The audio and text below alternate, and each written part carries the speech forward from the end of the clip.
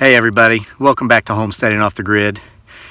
No, I'm not crazy Kevin Crayon hands, but yes, I have broken out my entire arsenal of crayons. We are, you fight evil and you fight hate in one way, and that's with love, and it's with overwhelming force. So we're just going to go on and get on to it. I broke out my entire crayon arsenal because we're moving from putting orbs of inspiration up in trees and bushes. We're going directly to the crayons to fight love with hate and to honor and commemorate the memory of people who have passed, loved ones from our past, and people who are out there suffering today. And there's the first 12. Here comes the first 12 dedications. We're going to use our crayons to color the world with love this Christmas, starting out here in our field of faith, to go along with our tree of triumph and our little eastern red cedar tree that was covered with the ornaments of inspiration.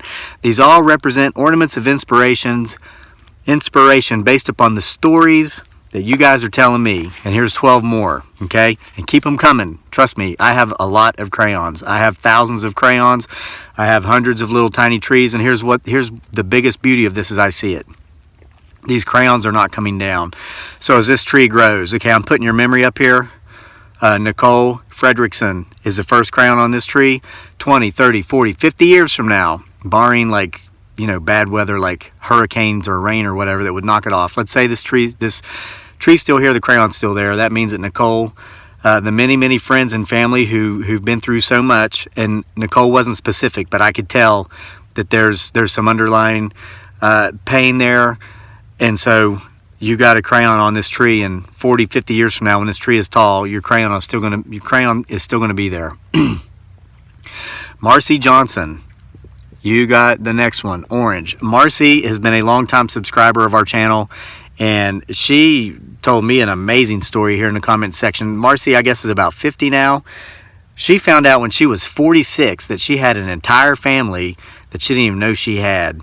I guess it turns out, and she shared this in the comments, her biological father, died in a car crash when she was 17 days old. Her mother ended up meeting another wonderful man that Marci knew as her father, and when she was 46, she found out she had this entire other family.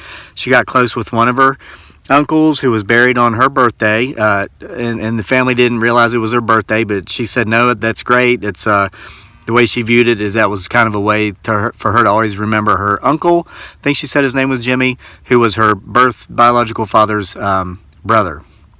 Neat story. Marci, you and that entire family that you knew you had and that you didn't know you had is up here. 3, James Brown. He lost his father early morning of Christmas Eve in 1996 and his brother in 1999. His brother was only 48 and finally succumbed to active alcoholism.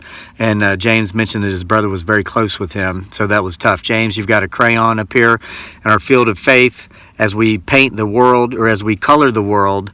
We're not painting, we're coloring. As we color the world with love this Christmas season. Oh, I hear it's almost dark. It's about time for Davy Crockett, my big pet 8-point free-range buck, comes out up here around this time. Who knows? Maybe he'll join us. Okay, number 4, Miss Shelley B71 Smiles and Cries. She left us quite a story. She was with a man that didn't love her or her child. She found a man that did. She got married, and only 6 months after the wedding, her son died. So Miss Shelley B71 Smiles and Cries, you've got a crayon on our tree. Number 5, Kelly May. Said she's recently been diagnosed with RA. I'm assuming that's rheumatoid arthritis. Forgive me if I'm wrong, Kelly May. She's also got fibromyalgia. Her husband, who worked for more than 30 years, hard worker, proud worker, had to have a leg amputated this year, and he was forced into early retirement, and now she's struggling with the entire concept of, having to go on disability after her husband worked so hard and so long. So, Kelly May, you've got a crayon up here for you and your husband. Jennifer Cooper. Jennifer's one of our neighbors just up north of us here in Madison County. Jennifer lost her 12-year-old niece back in February this year. So Jennifer, you and your niece and your niece's entire family has a crayon on our tree The memory of your niece is helping color the world with love this Christmas in our field of faith, which sits just below our triumph tree and our little eastern red cedar tree covered with the ornaments of inspiration. Knowing that you and your niece's family is continuing to move forward in life inspires us all. So you get a crayon. And guys, these are crayons of love. These are not to run off annoying neighbors. I mean, they worked for that, but we're turning, we were attacked by trolls. Well, there's some trolls are very persistent, and I guess I generally don't acknowledge them, but when one lashed out at my beautiful bride who's never done anything wrong to anybody in her life, let alone some dude or woman, maybe it's a woman, fake profiles, you never know who these people are, but certainly someone she's never met. So I threatened to get out these crayons, and I just thought, let's not even make it about hate anymore. Let's make it about love. Color the world with love at Christmas with Crazy Lakes crayons. Okay. Real Granny, number 7, for her sister Linda, who survived so much. She started getting grand mal seizures at an early age, dealt with those into her 30s. She's free of them now, but in 93, she got cancer. Her oldest son died of meningitis when he was only 33 in 2001. Then in 2009, she got breast cancer. Despite this, her sister Linda smiles through it all, and she's a big inspiration. So Linda inspired me to put a crayon up here on the tree. Jamie Huff lost all of her siblings and her dad, and she mentioned that just yesterday her and her mother were together crying. I don't need to do that dangling stuff. I've got crayons on my fingers, huh? Okay, so Jamie, you and your mother, in the memory of all the siblings and your father that you lost, you've got an inspiration crayon up here to help us color the world with love this Christmas. Number 9, Lynn Purge or Purg. This was an amazing story. She had cancer. She was fighting cancer several years back. She needed a new car. Found one for $2,500. Was talking with a woman about buying it. Didn't have enough money to pay for it in full. She went and to test drive it with the woman. Told the woman she'd love to have the car, but she didn't really have the money to pay her in full at the time. Could she make payments? The woman turned to her and said, "It's yours." Gave it to her. She just asked that she not be named. She was sworn to secrecy, and Lynn is just now for the first time telling this story because this angel who, she didn't give her a crayon, she gave her a car. She passed away this time last year. So in the honor of somebody who practiced a random act of kindness and swore the recipient of that kindness to secrecy, we've got a crayon up here. Hawk Davison. Hoorah, brother. Hawk is a veteran like myself. He lives on 100 acres, and he's got 4 kids, and he homeschools them. And Hawk has nightmares. I'm going to go out on a limb and assume it's probably PTSD, which I know a little bit of something about. Hawk made a very generous offer to me. Hawk, thank you.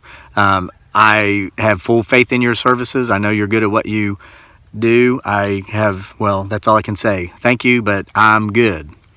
Thank you, brother, though. I know you got my 6, and I got yours if you ever need it. Okay, number 11. Hoorah! I was Army, but I got to say hoorah because this is going out to a retired Marine, retired First Sergeant Albert McDonald.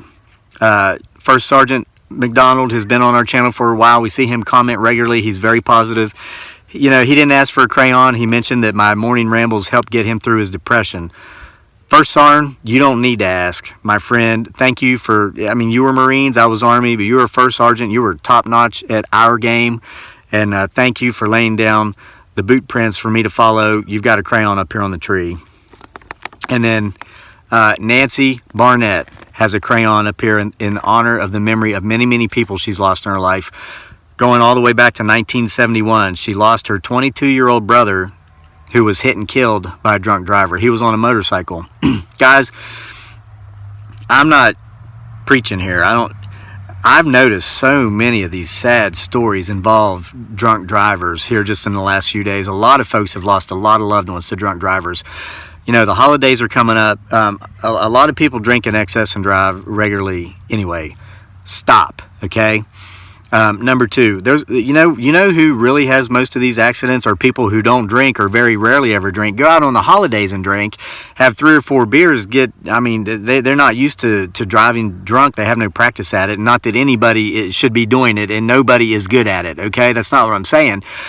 But, there are educated professionals who make 6-figure digits who are in prison for life for vehicular manslaughter because they went out and got drunk on Christmas Eve and killed somebody.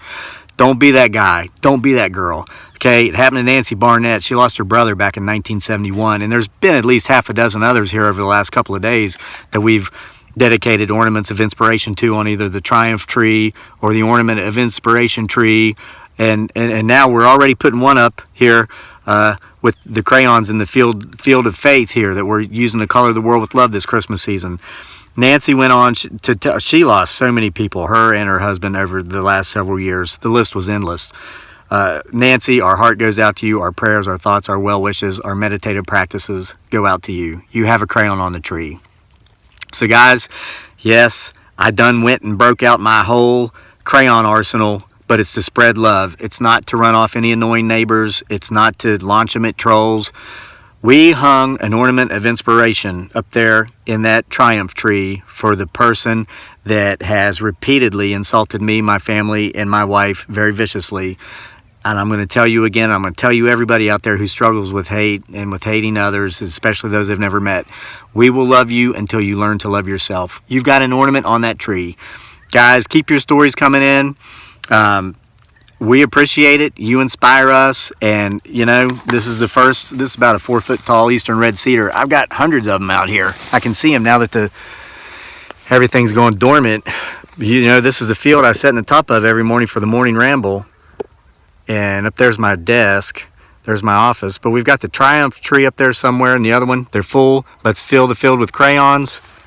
But for now, as I bid you farewell, I'm going to go down here. We put up an artificial Christmas tree I got for free this summer when I was a mailman. It was in somebody's yard. It said, free, all pieces included. So I took it.